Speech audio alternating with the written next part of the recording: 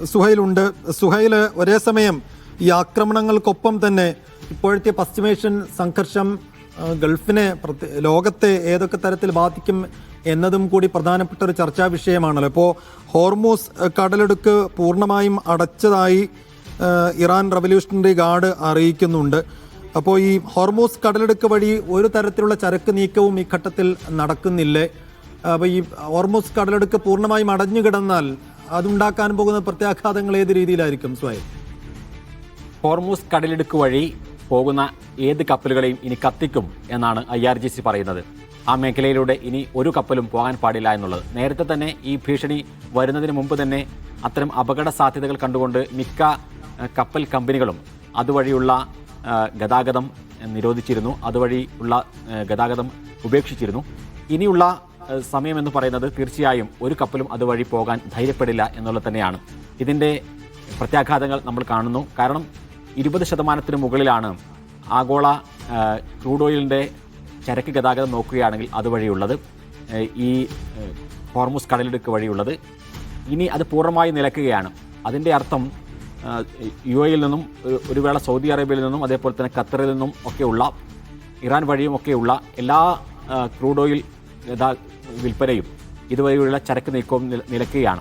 കഴിഞ്ഞ ദിവസം തന്നെ LNGയുടെ പ്രവർത്തനം അവസാനിപ്പിക്കുകയാണ്, ഇനി വിപണനമില്ല എന്ന് പറയുന്നതോടുകൂടി, ഖത്തർ അറിയിച്ചതോടുകൂടി യൂറോപ്പിൽ 50% ഗ്യാസിൻ്റെ വില വർദ്ധിച്ചിരുന്നു.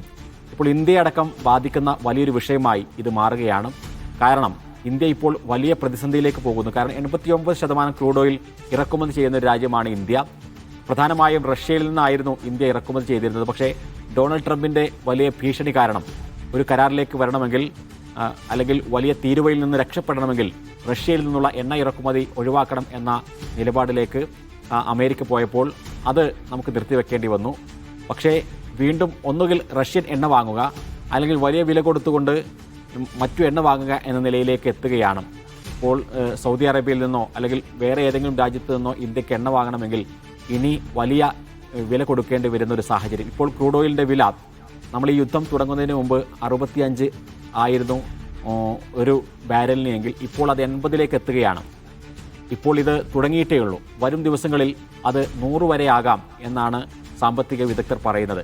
അങ്ങനെയാകുമ്പോൾ ആഗോള എണ്ണ വില കൂടുന്ന സാഹചര്യത്തിൽ ഇന്ത്യൻ വിപണിയിലും അത് കൂടുന്ന ഒരു സാഹചര്യം തന്നെ ഉണ്ടാകും. ഇപ്പോൾ നമുക്ക് റഷ്യയിൽ നിന്ന് എണ്ണ കിട്ടിയത് കൊണ്ടായിരുന്നു കുറച്ച് കാലമായി നമ്മൾ എണ്ണ വിലയുടെ വലിയ ബാധ്യത നമുക്കുള്ളത്. അതിനേക്കാൾ വലിയ ബാധ്യതയാണ് എന്നറിയാം. പക്ഷേ എങ്കിൽ പോലും കുറച്ചു കാലമായി അതിലൊരു ഹൈക്കില്ലാതെ നമ്മളിങ്ങനെ പോവുകയായിരുന്നു. പക്ഷേ ഇനി അത് നമുക്ക് തുടരാൻ സാധിക്കുമോ എന്ന വലിയ ആശങ്കയുണ്ട്. ഒന്നുകിൽ നമ്മൾ റഷ്യൻ എണ്ണയിലേക്ക് തന്നെ തിരിച്ചു പോകേണ്ടി വരും, അല്ല എങ്കിൽ നമുക്ക് ആ വിലയുടെ ഭാരം താങ്ങേണ്ടി വരും. ഇത് ഇന്ത്യയെ മാത്രം ബാധിക്കുന്ന ഒരു പ്രശ്നമല്ല. നമുക്കറിയാം 14 രാജ്യങ്ങളിൽ ഇപ്പോൾ എണ്ണിയിട്ടുണ്ട് US അവരുടെ പൗരന്മാരോട് തിരിച്ചു വരാൻ. അവിടങ്ങളിലെല്ലാം യുദ്ധം തന്നെ നടക്കുന്നുണ്ട്, വലിയ ആക്രമണം തന്നെ അവർ നേരിടുന്നുണ്ട്. അതിന് പുറമെ ലോകത്തെ മിക്ക എല്ലാ രാജ്യങ്ങളും, ഇപ്പോൾ യൂറോപ്പിലെ പ്രതിസന്ധി ഞാൻ പറഞ്ഞു, എല്ലാ രാജ്യങ്ങളും ഈ പ്രതിസന്ധി അനുഭവിക്കും. സ്വർണത്തിൻ്റെ വില കൂടുന്നു, അതേപോലെ തന്നെ ഓഹരി വിപണികൾ തകർന്നടിയുന്നു. ഈ ഒരു പ്രശ്നം അനുഭവിക്കുകയാണ്. പ്രധാനമായും ഈ ഗൾഫ് രാജ്യങ്ങൾ അനുഭവിക്കുന്ന പ്രതിസന്ധി തന്നെയാണ് ഏറ്റവും വലിയ പ്രതിസന്ധി. അത് മറ്റെല്ലാ രാജ്യങ്ങളെയും ബാധിക്കും. അവിടെയുള്ള ടൂറിസം രംഗം, അതേപോലെ തന്നെ വ്യാപാര രംഗം, ഈ രംഗത്തെല്ലാം തന്നെ വലിയ തിരിച്ചടി അവർ നേരിട്ടുകൊണ്ടിരിക്കുകയാണ്. അപ്പോൾ ഇറാൻ എത്ര കാലം ഇങ്ങനെ അറേബ്യൻ രാജ്യങ്ങളെ അടിക്കും എന്ന വലിയ പ്രതിസന്ധി ഉണ്ട്. കാരണം ഇത് തുടങ്ങുന്ന ഘട്ടത്തിൽ US-ൻ്റെ താവളങ്ങളെ മാത്രമായിരുന്നു ലക്ഷ്യം വെക്കുക എന്ന് പറഞ്ഞിരുന്നെങ്കിൽ മറ്റിടങ്ങളിലേക്ക് ഇപ്പോൾ പോകുന്നുണ്ട്. പ്രത്യേകിച്ചും അവരുടെ എണ്ണ സംഭരണശാലകളിലേക്ക് വരെ പോകുന്നുണ്ട്. ഇതിനൊക്കെ പിന്നിൽ കൃത്യമായി ഇറാൻ തന്നെയാണോ എന്നുള്ള കാര്യത്തിൽ കുറച്ചുകൂടി സ്ഥിരീകരണം വരണം. കാരണം സോഷ്യൽ മീഡിയയിലും മറ്റുമെല്ലാം പ്രചരിക്കുന്ന കുറേയേറെ കാര്യങ്ങളുണ്ട് മൊസാദിനെ ബന്ധപ്പെടുത്തിയെല്ലാം. ഈ കാര്യത്തിൽ ഇറാൻ്റെ ഒരു സ്ഥിരീകരണം ഇപ്പോഴും വന്നിട്ടില്ല. ഈ എണ്ണപ്പാടങ്ങളെയും അതേപോലെ തന്നെ ഊർജ്ജ സംഭരണശാലകളെയും ആക്രമിക്കുന്നത് അത് ഇറാൻ തന്നെയാണോ, ഇറാൻ്റെ ഒരു ഉദ്ദേശത്തിൽ തന്നെയാണോ നടക്കുന്നത് എന്ന കാര്യത്തിൽ, പ്രത്യേകിച്ചും ഇസ്രായേലിനെ സംബന്ധിച്ചിടത്തോളം ഇസ്രായേലിലേക്കുള്ള അടി കുറക്കുക എന്നുള്ളത് ഇസ്രായേലിൻ്റെ ഒരു വലിയ താല്പര്യമാണ്. കാരണം ഇറാനെ തോൽപ്പിക്കുകയും വേണം, എന്നാൽ തങ്ങളുടെ സ്വന്തം ജനതയെ സംരക്ഷിക്കുകയും വേണം എന്ന നിലപാടിലാണ്. പക്ഷേ ഇപ്പോഴും നമ്മൾ കാണുന്നത് മധ്യ ഇസ്രായേലിലേക്ക് വീണ്ടും മിസൈലുകൾ വീഴുന്നതാണ്. കഴിഞ്ഞ ദിവസം വീണ ഒറ്റ മിസൈലിൽ 10 പേർ ഒറ്റയടിക്ക് കൊല്ലപ്പെടുന്ന സാഹചര്യമുണ്ടായി. അത് ഈ ബങ്കറുകൾ പോലും തകർന്നുകൊണ്ടായിരുന്നു ഇസ്രായേലിൻ്റെ മിസൈൽ വീണത്. അത്രയും ശേഷിയുള്ള മിസൈലുകൾ ഇറാൻ്റെ കയ്യിലുണ്ട്. ആ മിസൈൽ ശേഖരത്തെ തകർക്കാൻ കഴിഞ്ഞിട്ടില്ല. ഇപ്പോൾ നമ്മൾ മനസ്സിലാക്കുന്നത് പലതരത്തിൽ എങ്ങനെയാണ് ഇതിനെ നേരിടേണ്ടത് എന്നുള്ള അർത്ഥത്തിൽ, അല്ലെങ്കിൽ ഇതിനെ എങ്ങനെ വ്യാഖ്യാനിക്കണം എന്നുള്ള കാര്യത്തിൽ അമേരിക്കയും ഇസ്രായേലും എല്ലാം പല തട്ടിലാണ് ഇപ്പോഴുള്ളത്. കാരണം ഈ മാർക്കോ റൂബിയോയുടെ US സ്റ്റേറ്റ് സെക്രട്ടറിയുടെ ഒരു പ്രസ്താവന ഇന്നേറെ വിചിത്രമായി, ഏറെ പരിഹാസ്യമായ ഒരു പ്രസ്താവന രംഗത്ത് വന്നിട്ടുണ്ട്. അതായത് ഇറാൻ ഇസ്രായേലിനെ അടിക്കും, ആക്രമിക്കും എന്ന് ഞങ്ങൾക്ക് ഇന്റലിജൻസ് വിവരം കിട്ടിയ സാഹചര്യത്തിലാണ് ഞങ്ങൾ പെട്ടെന്ന് യുദ്ധത്തിലേക്ക് പോയത്, ഇറാനെ ആക്രമിച്ചത് എന്നാണ് പറയുന്നത്. പക്ഷേ അത് അല്ല യഥാർത്ഥത്തിൽ ഇസ്രായേൽ പ്രധാനമന്ത്രി ബെന്യാമിൻ നെതന്യാഹു പറയുന്നത്. ആ തരത്തിലുള്ള ഒരു ഇന്റലിജൻസ് വിവരം കിട്ടിയതായുള്ള ഒരു കാര്യവും നെതന്യാഹു പറയുന്നില്ല. യഥാർത്ഥത്തിൽ അമേരിക്കക്കുള്ളിൽ വലിയ പ്രതിഷേധം ഇപ്പോൾ ഉയരുകയാണ്. ഡെമോക്രാറ്റ് പാർട്ടി പൂർണ്ണമായും ഈ യുദ്ധത്തെ തള്ളിക്കളയുന്നു. ഇങ്ങനെ ഒരു യുദ്ധം ഇപ്പോൾ തുടങ്ങേണ്ട ആവശ്യമില്ല എന്നാണ് ഡെമോക്രാറ്റുകൾ പറയുന്നത്.